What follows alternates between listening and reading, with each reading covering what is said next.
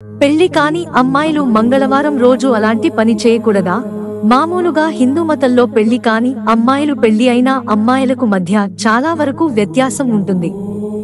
ముఖ్యంగా పాటించే పద్ధతుల విషయంలో, ధరించే దుస్తులు, ఆభరణాల విషయంలో కూడా కొన్ని మార్పులు వస్తూ ఉంటాయి.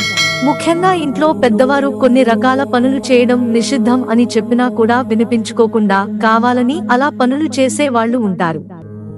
అటువంటి వాటిలో మంగళవారం రోజు పెళ్లి కాని అమ్మాయిలు తల స్నానం చేయకూడదు అన్న నియమం కూడా ఒకటి. మరి మంగళవారం రోజు పెళ్లి కాని అమ్మాయిలు తల స్నానం చేస్తే ఏం జరుగుతుందో ఇప్పుడు మనం తెలుసుకుందాం.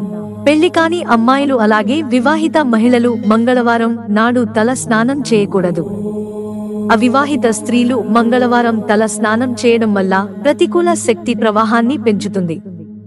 అలాగే మంగళవారం రోజున పెళ్లి కాని అమ్మాయిలు తమ జుట్టును కడగడం వల్ల వారి సోదరుడిపై అశుభ ప్రభావం పడుతుంది. కాబట్టి అలాంటి పొరపాట్లకు దూరంగా ఉండటం మంచిది. అదే విధంగా మంగళవారం రోజు పెళ్లి కాని అమ్మాయిలు తల స్నానం చేయడం వల్ల అంగారకుడు స్థానం బలహీనంగా మారవచ్చు.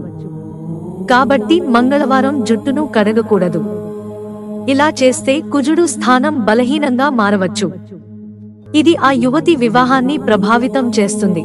వివాహంలో జాప్యం అవడం, లేదంటే శుభ ఫలితాలు లభించవు.